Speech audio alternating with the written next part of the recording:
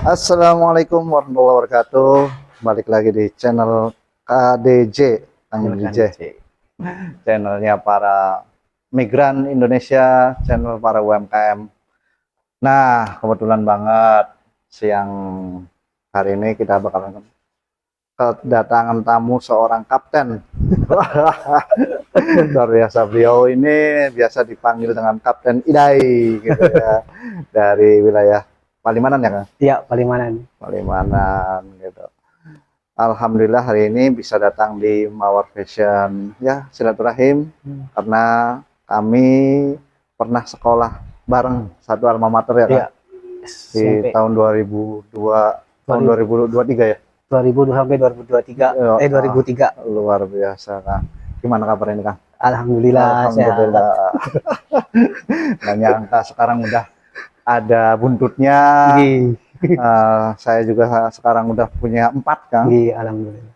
Punya berapa Kang? Sekarang alhamdulillah 2. Ya, belum nambah lagi. Cowok cewek? Cowok cewek. Sejodoh. Ya, Kang. Oh iya. Kang, ini kawan-kawan kita banyak yang bertanya tentang masalah kerja di laut. Gitu. Boleh nggak ceritain pengalaman kisah pekerja di laut? Ya, boleh aja. Cuman agak panjang. Nggak apa-apa, santai-santai. Diminum Kang. Iya, santai, iya. Kita forumnya santai ya Kang. Mau ngerokok nggak apa-apa Kang. Dari mana dulu nih? Jadi awalnya tahun berapa Kang Idai ini masuk ke dunia pelayaran? Awalnya itu 2008 masuk dunia pelayaran. Udah lama ya. Itu juga tidak sengaja. Jadi keluar dari SMK Negeri 1 Cirebon, nyari kerjaan sana sini belum dapet. Awalnya diajak sama paman. Itu juga dinamakannya di kapal tarik tongkang batubara. Dan di sana awalnya belum punya apa-apa, belum punya sertifikat atau kompetensi. Kompetensi surat-surat. Jadi awalnya itu ya, kalau bahasa itunya volunteer, kalau orang dat bilang kayak macam pembantu lah, cuma bantu-bantu gitu. Volunteer tuh sukarelawan sebenarnya. Nah iya gitu sebenarnya ya. Jadi nggak dikasih gaji, cuman dikasih makan, dikasih gajinya ya dari ABK kapal awalnya gitu.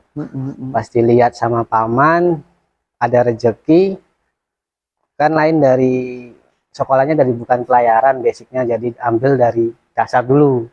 Kalau zaman dulu itu ambil sertifikat ahli nautika tingkat dasar, sama buku pelaut, PST, Basic Safety Training, sama SCRB di PIP Semarang. Nah itu prosesnya lumayan, istilahnya hampir totalnya itu 1 bulanan, istilahnya diklatnya lah, pelatihannya itu 1 bulanan. Nah habis itu keluar, tunggu online. Kalau di ini kan harus online dulu. Online. Tahun 2008 juga masih online, sudah online. Sudah online, dari dulu sudah online. Cuman dari awal 2008 itu belum jadi ABK, masih jadi volunteer. Nah, habis itu pas ada jurumudi berhenti, berhenti kerja, saya diangkat jadi jurumudi awalnya gitu. Terus singkat cerita 2011 kan berhenti. Mengambil pendidikan lagi karena bukan basic dari pelayaran, dari ANTD ambil ANT 5, ahli nautika tingkat 5. Sudah ada pengalaman belayar 30 bulan, habis itu ambil ahli nautika tingkat 4. Nah itu perbedaannya dari pengambilan itu nanti apa namanya, efeknya tuh jabatan di kapalnya meningkat. Yang tadinya di kapal takbut itu kan, tarik tongkang itu tadi ANTD itu cuma jurumudi, naik ke ANT 5 atau ANT 4 sudah jadi perwira. Awalnya second officer, tapi lamanya habis itu sama selang 4 bulan naik jadi chief officer. Habis jadi chief officer, ini terakhir 2021 alhamdulillah sudah naik jadi nakoda. Berarti nggak salah saya panggil kapten ini. Iya, yang nggak salah. Nggak salah. Luar biasa ya Kang. Iya. Dari keluar sekolah tahun 2006, 2006. masuknya di tahun 2008 itu pun 2008. masih jadi Perintis. supuan gitu Pak. Iya, Gitu ya. perintis. Perintis supuan gitu ya. Perintis dari bawah. Dari bawah. Kalau bedanya orang udah ada basic pelayaran, misalkan SPM pelayaran atau akademi pelayaran, dia keluar sekolah sudah jadi perwira di kapal besar. Iya, iya. Kalau saya karena basicnya kan sekolah umum biasa, jadi ambilnya dari nol, bisa naik tangga dari step by step. Tapi nggak semua orang bisa pelatihan kayak gitu. Iya. Luar biasa. Itu juga berkat dukungan keluarga. Luar biasa. Selama berlayar ini, misalkan dalam 1 tahun, pulangnya itu berapa bulan atau berapa kali kan?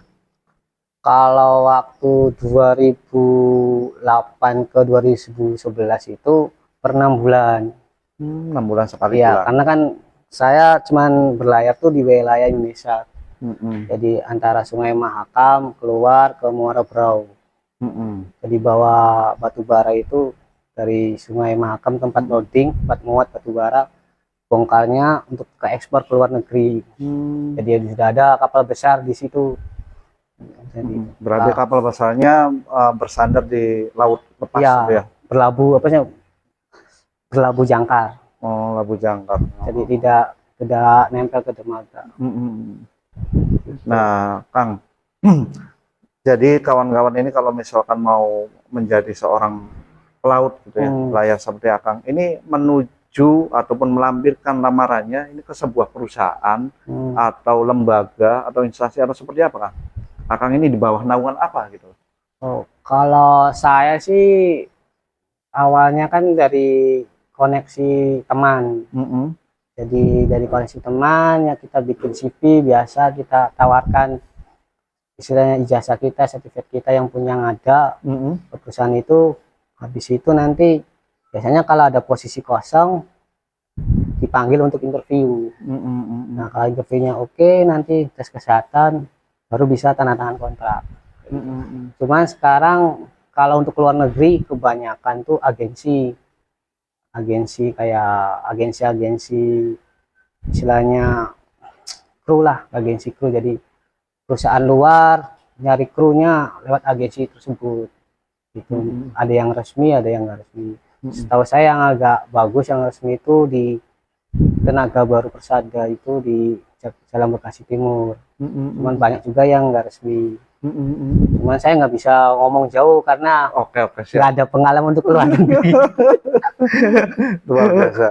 Dengan seringnya berlayar ke perairan Indonesia, pasti mengetahui pulau-pulau terpencil dong, Kang? Iya. Pernah nggak mendarat di pulau terpencil yang tanpa penghuni gitu? Kalau tanpa penghuni belum pernah. Cuman kalau untuk berlindung pernah itu di Pulau Bawean. Pulau Bawean. Jadi perjalanan 2011 dari Jakarta mau ke Palu, Sulawesi Tengah. Karena cuaca waktu itu bulan Desember kan posisinya ombak, PMK. Terus di situ kalau orang kami bilang kan cuaca barat, angin barat. Angin barat. Nah di situ kami berlindung selama 7 hari menunggu agak reda cuaca. Istilahnya gelombangnya agak turun sedikit. Waktu itu kan sampai 2-3 meter. Sudah ada 5 kapal yang berlindung di situ. Kalau berarti turun dari kapal itu? Ya. Pulau tersebut? Ya turun untuk ya biasa perbekalan belanja, apa, sambil nunggu-nunggu. Barangkali berburu, Bang? Oh enggak. Enggak. Udah di sana juga ada warung. Iya sudah ada di Pulau Bawean tersebut ya. Cuman waktu 2011 tuh providernya untuk sinyal itu susah. Oh iya. Jadi beda wilayah, beda provider dulu harus nelponnya. Iya. Berarti dari 2008 diangkat menjadi Kap ini 2021. Iya, karena kelamaan jadi chief officer itu dari 2013 sampai 2020 tuh istilahnya saya tidak berani ngambil keputusan untuk naik. Zona nyaman. Zona nyaman ya. Jadi chief officer pas ada tawaran sudah di sini disokong sama perusahaan sama teman-teman juga, akhirnya ngambil keputusan untuk naik. Iya. Luar biasa perjalanan Kang. Bisa dibayangkan kalau saya pribadi ya, berlayar gitu kan ya. Yang saya pikirkan itu cuma satu, Kang. Bagaimana anak dan istri. Pasti mereka ya pertama gitu ya, ketar-ketir yang namanya lautan itu kan lepas kan. Iya. Nggak ada batasnya. Iya. Pasti mereka entah itu berdoa, sedih segala macam gitu. Ini luar biasa nih, yang jadi keluarga pun pasti sangat sering mendoakan dan begitu mendukung gitu kan. Ini kiat-kiatnya bagaimana untuk menghadapi long LDR lah. Kiat-kiatnya ya karena sekarang sudah canggih ya. Itu sudah canggih. Jadi biasanya ya video call sama anak istri. Iya. Ya kalau misalkan kalau waktu dulu masih misalkan mau belayar, habis itu perkiraan 3 hari nggak dapat sinyalnya. Disitulah kami agak lama untuk ngobrol. Terus ngasih tahu perkiraan 3 hari baru dapat sinyal. Kayak misalnya nyebrang dari Kalimantan ke Jawa kan. Kalau nyebrang Laut Jawa, kalau untuk kapal tak batu bara kan lambat tuh, bisa 3 hari 4 hari itu kalau cuaca bagus. Kalau agak jelek ya bisa ini ya minta doa aja sebelum berangkat, pasti doa untuk minta izin restu sama orang tua sama istri baru berangkat. Bener nggak sih, Kang? Saya pernah dengar selentingan gini, dunia laut ataupun perkapalan itu dunia yang keras. Gitu. Ada statement di masyarakat gitu ya, entah itu sebuah salah satu daripada opini seseorang ataupun memang terbentuk di masyarakat seperti itu. Menurut Akang bagaimana di sana? Kalau keras sih nggak mungkin, disiplin, harus disiplin. Kalau untuk masalah ya keras dalam arti keras fisiknya. Ya ekstra karena beda sama yang di darat, karena tidur. Kalau kita habis kerja di situ, tidur di situ, jadi kan istilahnya harus bisa jaga kondisi sendiri. Terus sama teman juga harus koneksinya harus baik. Kalau istilahnya kan biasa kalau kerja kan ada gesek-gesekan. Kalau bisa ya, kalau sudah ada beda pendapat harus rukun lagi kalau bisa. Masih mending mengalah gitu ya. Ya, jadi kan karena setiap hari pasti ketemu juga. Setiap hari kita tidur di situ. Kalau ada masalah apa kan pasti ketemu juga di situ. Kalau emang kita nggak ada etikat untuk rukun ya nggak bisa untuk kerja, nggak enak nanti ketemunya. Satu kru ini dalam kapal tongkang ya biasa disebut. Nah, kapal batu bara ataupun tongkang ini berapa orang? Biasanya itu 11 termasuk nakoda. Kalau nakoda itu bukan kru, jadi istilahnya kan. Jadi kalau ditanyain berapa orang di kapal, 11 termasuk nakoda. Gitu. Jadi kalau di kapal tongkang kan pertama kalau dibagi 2, istilahnya bagian deck sama bagian mesin. Nah kalau bagian deck ini yang nakoda, chief officer, second officer, sama jurumudi, sama koki. Kalau mesin, kepala mesin, terus masinis 1, masinis 2, sama oiler. Tuh. Dan perhitungannya 11. Nah, viewer kita itu kan dari berbagai macam nih. Salah satunya adalah dari misalkan TKW, Hong Kong, Taiwan, kemudian dari remaja-remaja yang memiliki LDR dengan calon-calon nakoda gitu, Kang. Kira-kira sebuah value apa nih yang ditonjolkan dari seorang pelaut ini, Kang? Atau pelaut itu enak, gajinya gede gitu, tenang aja para wanita gitu, gitu. Gimana itu, Kang? Sebenarnya sih kalau tergantung jabatannya ya. Kalau emang kalau sudah rezekinya di kapal luar itu mungkin udah standarnya beda gajinya kan. Iya pasti. Nah, yang disayangkannya ini kalau kayak saya kan pelayaran nasional, jadi mungkin kemungkinan kalau jadi yang paling terbawah itu gajinya mungkin UMR perusahaan itu terregistrasi di istilahnya di pemerintah, misalkan perusahaannya di Jakarta, jadi yang paling misalkan jurumudi atau koki jurumudi biasanya gajinya sesuai UMR Jakarta biasanya. Cuman kalau sudah naik second officer atau chief officer itu beda lagi, ada beda gajinya kan. Tapi keunggulannya kalau berlayar di nasional ini bisa pulang dalam waktu 1 tahun itu ya. Iya, kalau di luar negeri kan bisa berbulan-bulan. Iya, tergantung ya Tahun. kontraknya. Kebanyakan sekarang kalau nasional tuh paling lama 9 bulan akhir. Di laut itu. Ya, maksudnya salib kontrak Oh, sama selesai perusahaan kontraknya. itu. Iya, iya. Nah, sama yang ada yang 6 bulan. Cuma perusahaan saya yang sekarang ini 1 tahun kontrak, tapi dikasih sistem kerjanya 3 bulan kerja, 28 hari di rumah. Widih, Jadi luar harus biasa. pulang, sudah pulang. 3 bulan kerja itu harus pulang. Jadi Alhamdulillah. iya, Jadi alhamdulillah. lebih sering dengan keluarga. Ya, Alhamdulillah ya Kang. alhamdulillah. Aduh, nggak bisa saya bayangkan Kang. Ini perjalanan sampean gitu ya. Dari Iya. mulai setelah kok lulus sekolah gitu hingga menuju CAP sekarang gitu. Udah, itu sebuah pencapaian yang top dah pokoknya. Alhamdulillah. Ngomong-ngomong saya belum ngucapin selamat ya. Alhamdulillah. Selamat. Sudah diangkat menjadi CAP nih. Iya, waduh, ya. Ada bayangan nggak Kang untuk pensiun? Ada. Saya minta izin sama istri itu umur paling cepat 45 atau 50. Oh. Pengennya ya usaha atau gimana gitu. Sekarang kan 35. Jadi masih ada 10 tahun 10 atau 15 tahun lagi. Iya, iya, iya. Karena kalau di laut kalau sudah menua itu semuanya terbatas. Betul. Karena kalau sudah jaga watchkeeping, saya jaga di atas kan. Apalagi kalau malam harus pandangannya harus ini. Walaupun ada canggih kayak radar apa kan, tapi kita kan harus melihat juga secara langsung kan. Gitu. Kalau sudah berumur kayaknya mata juga udah agak berkurang. Iya, iya, betul, betul, betul. Fisik nggak kayak orang muda, kalau Iya, sudah musim ombak itu sudah nggak kayak dulu lagi ya kan. Iya. Gitu. Di laut banyak setan nggak sih Kang? Katanya di Pirates Caribbean tuh film kan banyak setan itu. Oh nggak ada, Nggak ada ya? nggak ada. Cuman mitos ya? Sudah mitos Iya, saja. iya.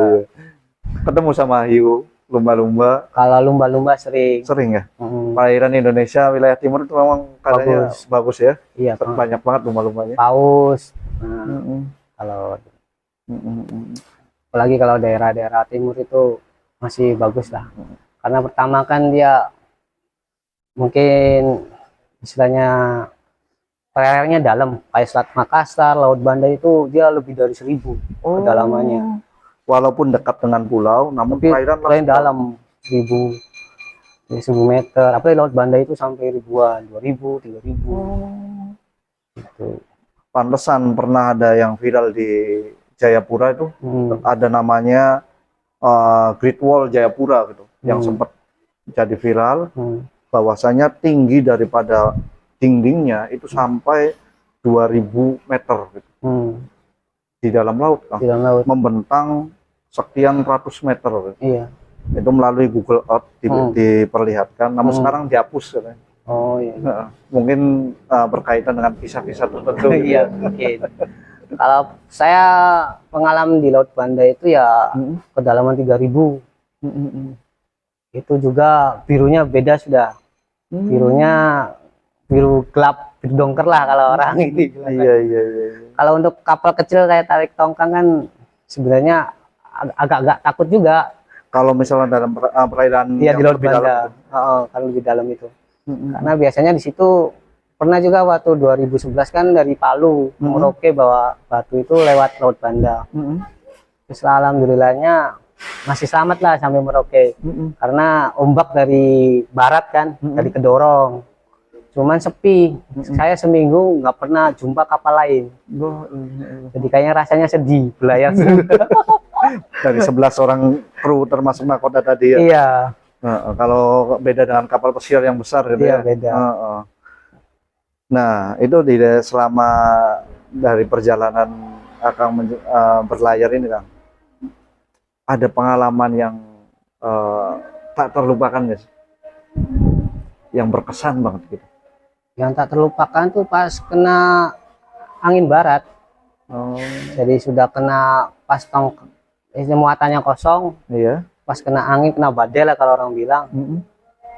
Istilahnya sudah pas aja, yang penting bismillah aja lah. Orang sudah pakai life jacket, udah apa. Berarti kalau saya bayangkan itu, wah, Ya, kayak gitu ya, lumayan. Subhanallah. Cuman alhamdulillahnya sudah kelihatan darat, jadi masih ada rasa semangat. Jadi kalau seandainya pun Malik gitu, kita udah bisa berenang itu Ya, darat. tapi agak jauh juga. Kalau renang nggak tahu nyampe atau enggak. Iya. Itu yang berkesan. Jadi istilahnya semuanya sudah pakai life jacket, sudah apa, istilahnya kemiringannya sudah lebih dari 15 derajat. Jadi kayak miringnya orangnya itu. Berat daripada kapal tongkang sendiri itu berapa sih, Kang? Kalau misalkan tanpa muatan dan ada muatan? Kalau kami kan narik, kalau tongkangnya kan dia tergantung besarnya. Kalau saya yang ini 300 feet. Jadi muatan itu kalau batu bara 7.500-an, 7.500 ton. Kalau batu bara. Setiap dalam satu trekking perjalanan berapa itu, Kang? Berapa hari, berapa minggu gitu? Kalau contohnya misalnya dari Samarinda kan? Iya, dari muat sampai bongkar gitu. Misalnya dari Samarinda ke Paiton, Jawa Timur. Itu bisa, kalau muat kan paling, kalau di Samarinda itu cepat. Dia muatnya itu paling lama 6 jam, 5 jam paling lama itu. Nah, keluar alurnya ini lama kalau di Samarinda. Karena kan ada jembatan 2 situ, Mahakam sama Maulu. Dia di situ ada jadwal dari apa namanya Sabandar itu, otoritas Sabandarnya itu hari apa, jam berapa untuk mengolong jembatan. Jadi kalau keluar itu ya dibikinlah 2 hari 3 harian untuk keluar muara. Dari muaranya Samarinda ke Paiton itu bisa 7 harian. Jadi 9 harian lah atau 10 hari lah. Itu kalau diambil contoh dari Samarinda. Artinya di dalam satu kontrak yang akan jelaskan 3 bulan tadi, tidak satu rute ya yang dilakukan itu ya? Kalau yang kontrak yang 3 bulan ini untungnya nih dekat-dekat. Istilahnya tuh ship to ship transshipment. Jadi kami loadingnya kan di pantai. Iya. Jadi bongkarnya di kapal besar. Istilahnya kalau bilang mother vessel kan. Itu dari darat itu kapal besarnya sekitar 13 mil atau 15 mil. Jadi perjalanan itu paling lama 7 jam. Dari tempat muat ke tujuan gitu. Tempat tujuan itu 7 jam. Karena dekat kan. Aduh. Ini saya nggak bisa bayangkan gitu ya. Misalkan saya pribadi berada di posisi pengalaman Akang ini di laut, tambang, limpul, belekaruan kan. Apalagi yang seperti diceritakan tadi, kena badai aja. Priwe, aja priwe. Pokoknya ingat segala-gala dah. Iya. Pada saat seperti kayak gitu. Kalau di darat kan kita masih bisa tolong ya. Saya pernah pengalaman ke Korea Selatan ya. Ada masalah segala macam ya, saya masih bisa tolong. Walaupun nggak ngerti bahasa, mereka manusia loh. Manusia, iya. Masih ngerti bahasa Tarzan lah. Tapi kalau di laut mau minta tolong sama siapa? Nah, misalkan penyelamatan helikopter segala macam butuh waktu. Gitu ya. Artinya Kang Ide ini malah memiliki rah daripada nenek moyang kita seorang pelaut gitu. Oke, sukses selalu Kang. Amin. Buat pekerjaannya. Amin. Semoga mendapatkan kebarokahan. Amin. Dan mudah-mudahan cita-cita pensiun yang diimpikan tadi bisa kenyataan. Amin, amin. Satu hal lagi buat viewer semua kita Kang, yang memiliki cita-cita menjadi pelaut Kang. Apa ending statement dari Kang Ide ini? Kalau jadi pelaut itu ya pertama niatnya harus 100%. Yang kedua ya harus didukung sama keluarga. Yang ketiga ya sama mungkin uang juga kan.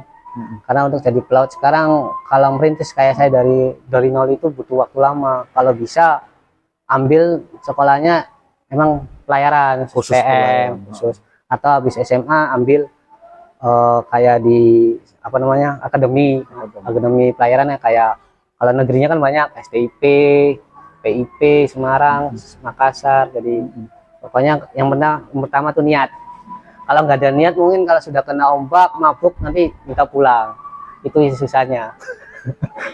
Kalau ada niat kan walaupun nggak enak kerja ombak apa ya masih tetap jalanin. Siap, siap. Niat dulu.